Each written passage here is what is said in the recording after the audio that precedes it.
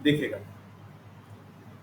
मैंने सी लैंग्वेज को अभी अभी आपको क्या बताया कि इसके अंदर आप जो भी लिखते हो आपका प्रोग्राम बिल्कुल किसके अंदर चलता है, सीक्वेंस में चलता है। ना तो किसी लाइन को छोड़ता है और ना ही किसी लाइन को क्या करता है, रिपीट करता है। बिल्कुल प्रोग्राम किसमें चलता है, एग्जैक्टली सीक्वेंस। लेकिन कई बार क्या होता है, किसी किसी केस में हम चाहते हैं, किसी किसी केस में हम चाहते हैं कि ये लाइन चले और किसी किसी केस में ना चले। अभी तो क्या सारी लाइनें चलनी ही चलनी। जब आप चाहते हो कि कोई कोई लाइन किसी केस में चले और किसी में ना, तो आप उस लाइन के ऊपर उठा के क्या लगा दोगे, कंडीशन।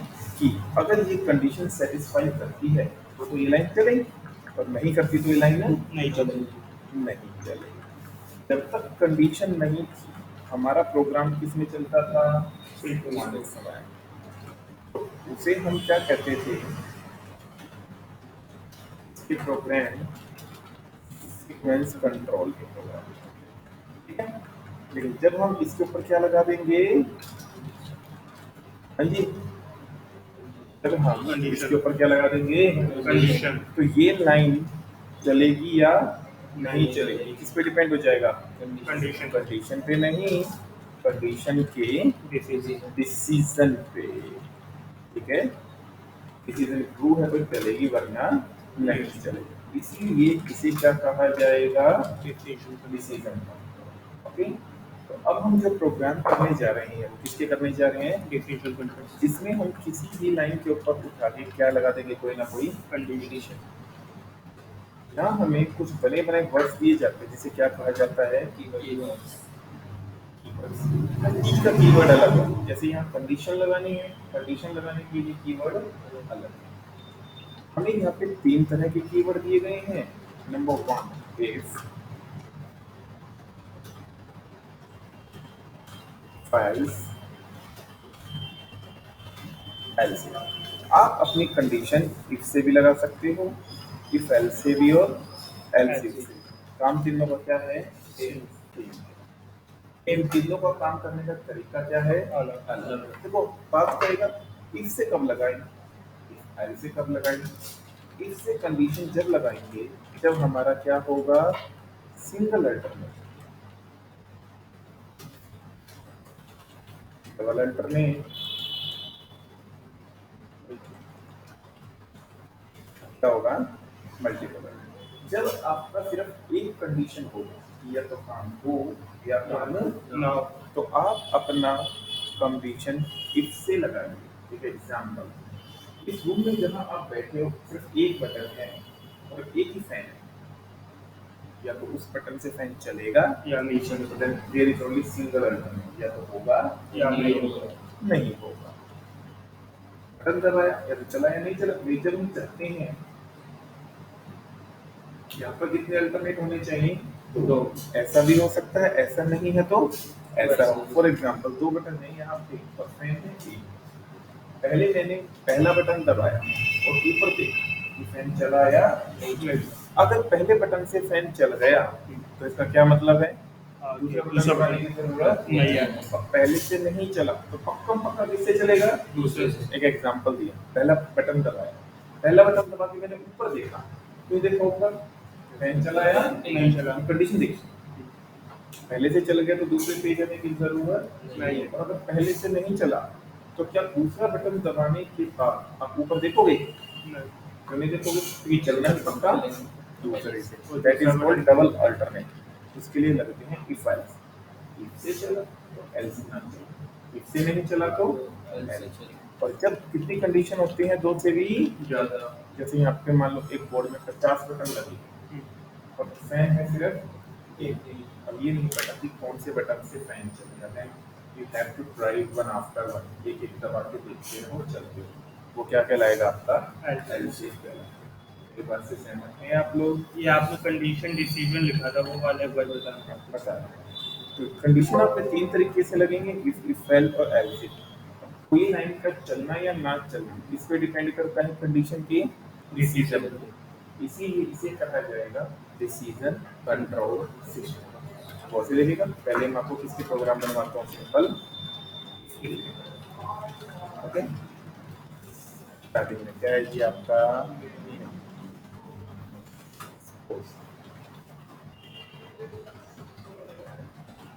तो ये बताइएगा इस प्रोग्राम में मैंने सिंपल एक वेरिएबल में वैल्यू डलवा दी और हेलो प्रिंट करा दिया।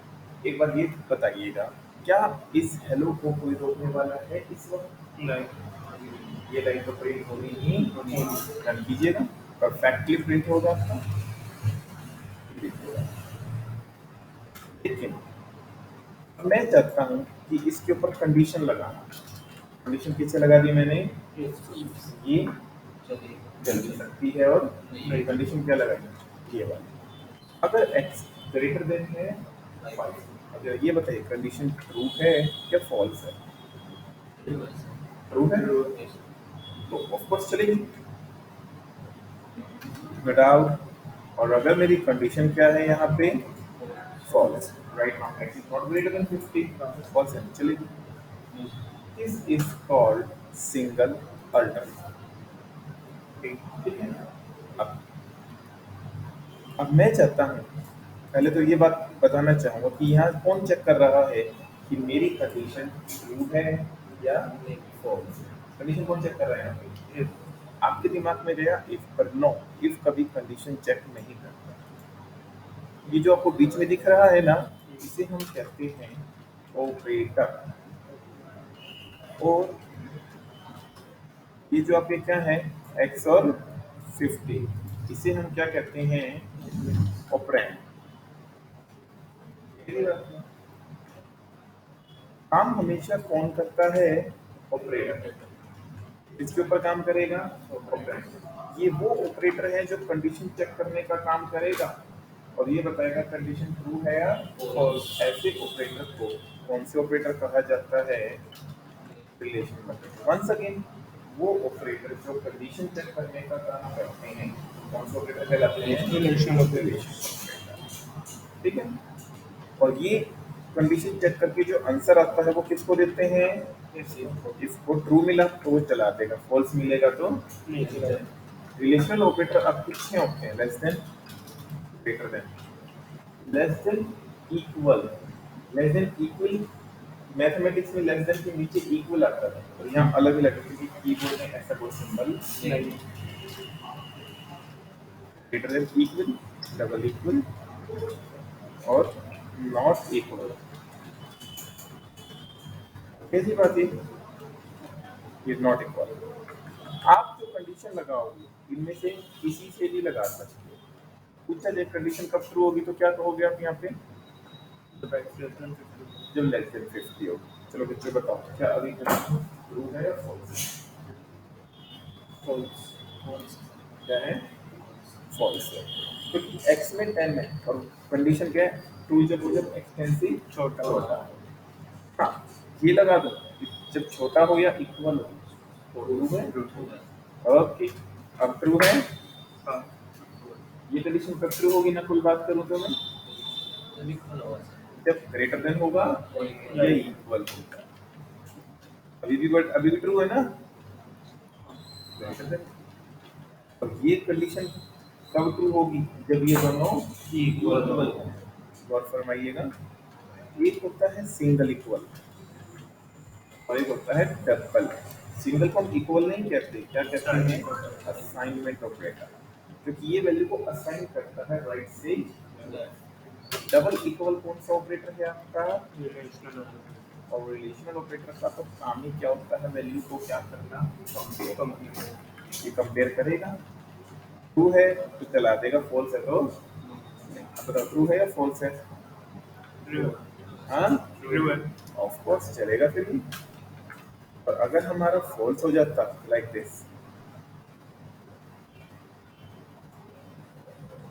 यहाँ पे देखिएगा फॉल्स इक्वल नहीं है ना, तो फॉल्स नहीं चलेगा।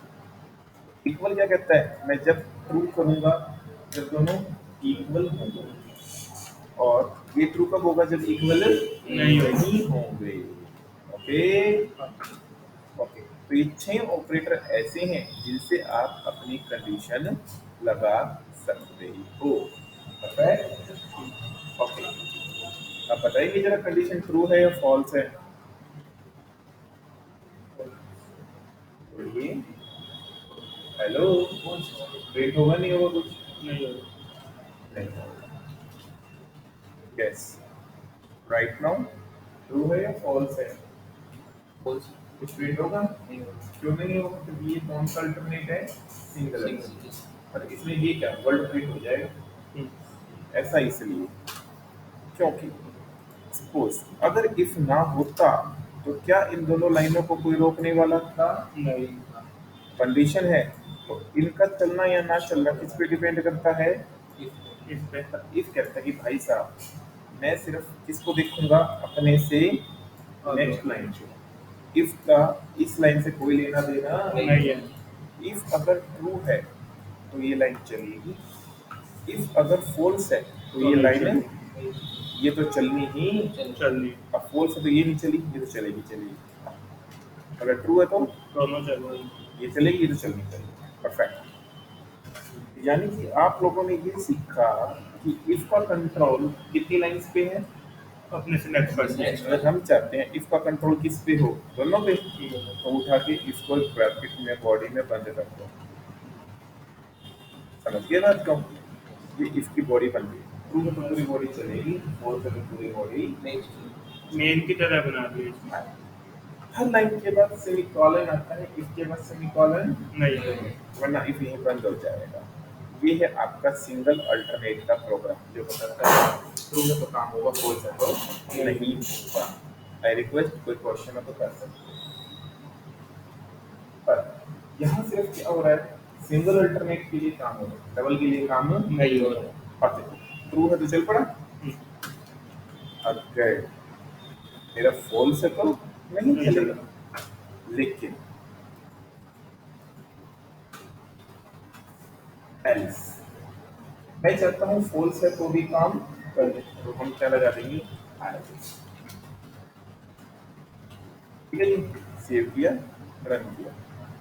फॉल्स से तो क्या प्रिंट हो गया? सॉरी। याद रखना। एल्स क्या कहता है कि अगर इसकी कंडीशन ट्रू हो गई तो एल्स पे तो जाएगा ही नहीं, और अगर इफ फॉल्स हो गया तो चुपचाप ये कहाँ चला जाएगा? एल्स पे। ठीक है भाई। अब देखो मान लो मैं इस कंडीशन को ट्रू कर देता हूँ, तो एल्स वाला पिन। अभी ट्रू है ना? हाँ। तो एल्स नहीं प्रिंट होगा, इफ प्रिंट होगा। ओके है? हाँ। अच्छा, एक बात ध्यान रखना, कंडीशन हमेशा किस पे लगती है? इफ पे। एल्स पे कोई कंडीशन नहीं। दैट मींस अगर इफ फॉल्स हो गया, इफ मान लो इफ है एल्स नहीं है तो प्रोग्राम में कोई दिक्कत नहीं। पर एल्स है इफ नहीं है तो एल्स इफ के बिना काम नहीं बनता। If can work without else but else can not work without if. इसीलिए एल्स तो कहता है मैं तो काम ही जब करूंगा जब इफ की कंडीशन क्या होगी? फॉल्स। इसीलिए जहां इफ खत्म होता है वहां से एल्स शुरू होता है।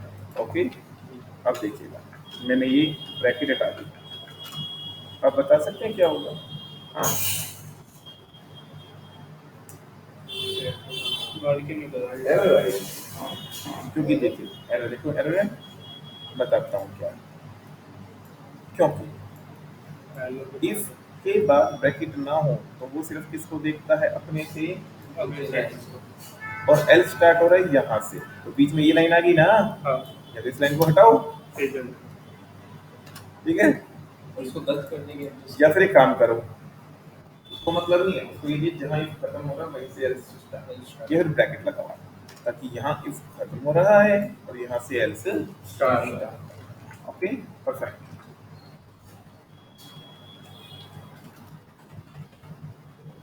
फिर मुझे बताइएगा आउटपुट क्या आएगी प्लीज।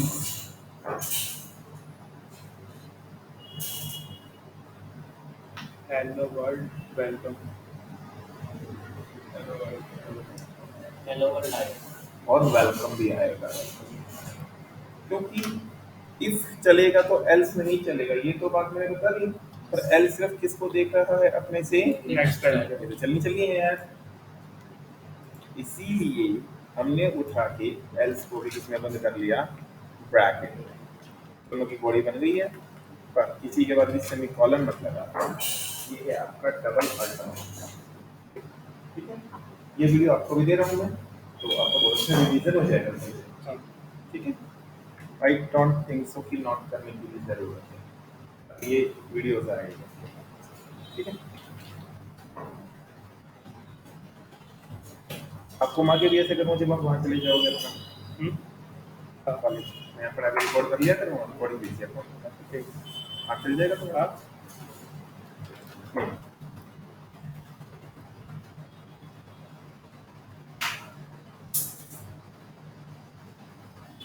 अब मुझे यहाँ पे प्रोग्राम बनाना है डबल अल्टरनेट का, सपोज प्रिंट है।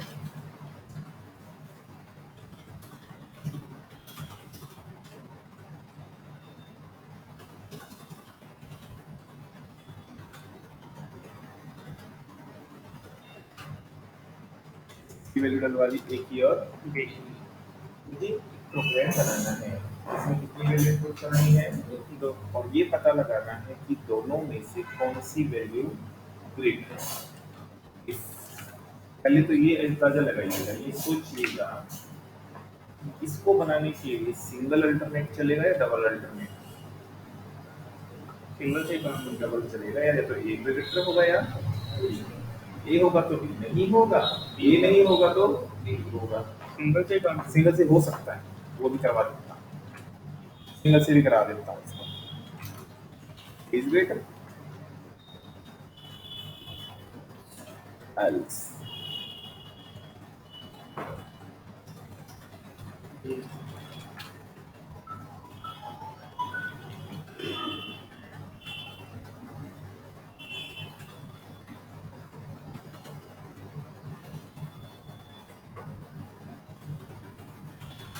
ले लीजिएगा, डी की वैल्यू 10 11, डी की 20, is greater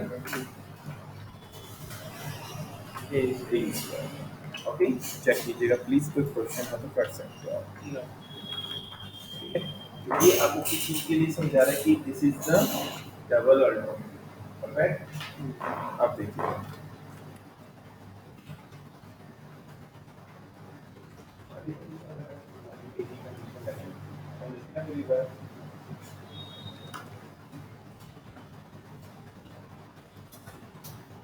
enter the number, हमारा प्रोग्राम किस चीज का है, ठीक है, नंबर एंटर कराइएगा और ये चेक कीजिएगा कि वो नंबर इवन नंबर है या और ये अंदाजा लगाओ इवन या और पता करने के लिए सिंगल अल्टरनेट लगेगा डबल लगेगा, डबल लगेगा, इवन होगा या और नहीं होगा, इवन नहीं होगा तो और नहीं। एक नंबर इवन कब होता है, डिवाइडेड बाय 2 से डिवाइड तो 7 भी हो जाता है 2 और रिमाइंडर बचता है। हाँ जब 2 से डिवाइड कर दो और रिमाइंडर कितना बचे, वो मॉड्यूलर रिमाइंडर देखने के लिए डिवाइड नहीं मॉड्यूलस लगाते हैं।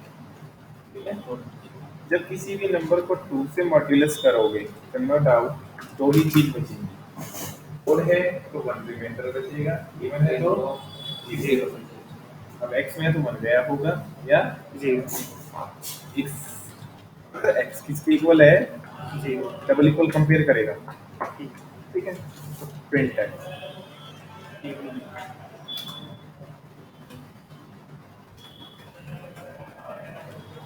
Even number else printf odd number। Okay? हमने x को डिक्लेयर नहीं किया,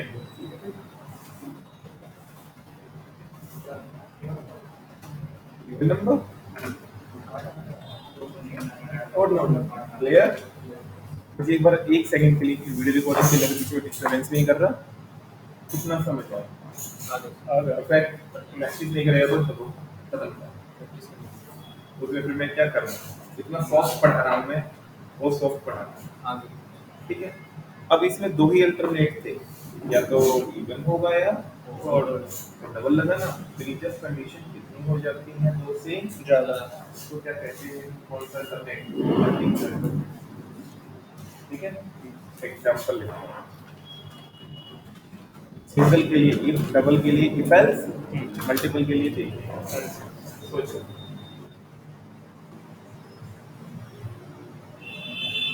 एक तारीख को मंडे है, 10 तारीख को क्या होगा?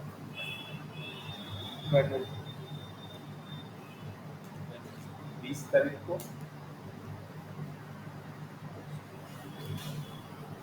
सैटरडे, 20 तारीख को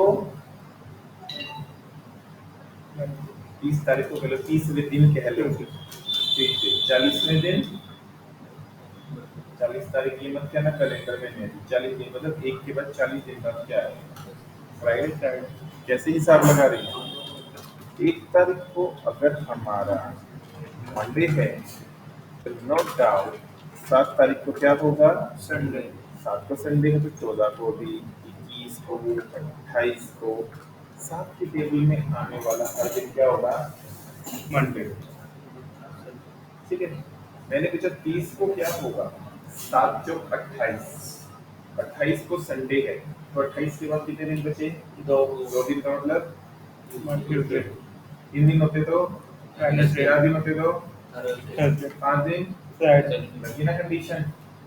जब यहाँ मोर देन 2 कंडीशन होगी तो क्या लगेगा? LCM. Okay report, okay. Now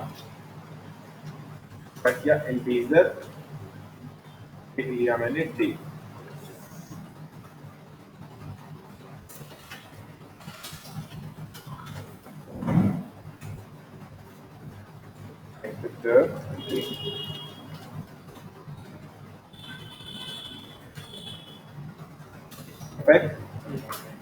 अब मैंने कहा 728, 2 दिन बचे थे ना?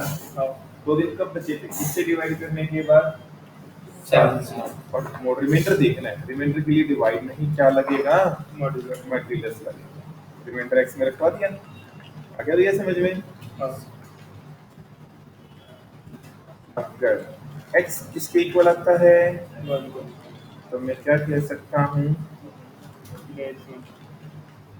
there is a Monday। Else पर आने का क्या मतलब है कि 1 तो है नहीं, क्या मैं कुछ डायरेक्ट प्रिंट करा सकता हूँ? सागर, मैं कुछ डायरेक्ट प्रिंट करा सकता हूँ? क्यों? अगर ऐसा होता ना कि 2 ही दिन है, ये नहीं तो ये, मंडे नहीं तो ट्यूसडे, तो एल्स डायरेक्ट आ जाता। पर अभी एल्स पर आने का मतलब तो 1 नहीं है, ये हो सकता है, ये भी हो सकता है, तो हमें कंडीशन लगानी पड़ेगी। कंडीशन के लिए क्या लगाना पड़ेगा? याद रखो, एल्स ये बता रहा है कि ऊपर वाली कंडीशन फॉल्स है। इस एल्स पर आने का मतलब है कि x1 नहीं है और ये अगली कंडीशन लगा रहा है। अगर x2 है तो इज ट्यूसडे, ओके। एल्स ये एल्स इसका है, ये एल्स अगली कंडीशन। अगर x किसके इक्वल है? 3 के इक्वल है,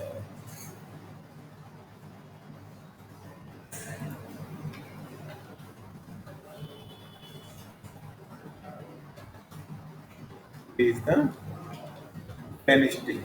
ये कंडीशन है ना कि फर्स्ट का मंडे होगा। हाँ, 1 तारीख को मंडे लेके चला। अगर मेरा x 4 के इक्वल है then it is the Thursday। 5 के इक्वल है it is the Friday। Her else अपने से ऊपर वाले इफ के लिए है और अगला इफ अगली कंडीशन लगा रहा है। सैटरडे, अब देखिएगा ये एल्स इसका है, ये इफ है, ये कब आएगा? 6 पे। वंस अगेन इस एल्स पे कब आया? जब 1 नहीं था, इसमें जब 2 नहीं था, 3 4 5, इसमें कब आया? जब 6 नहीं था। 6 नहीं था तो क्या बचेगा? 0। रिमाइंडर 0 का मतलब क्या आ गया भैया? 7।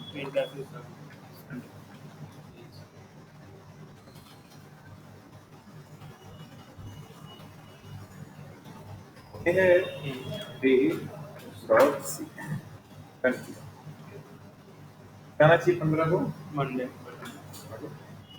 1 तारीख के हिसाब से प्रोग्राम चल रहा है।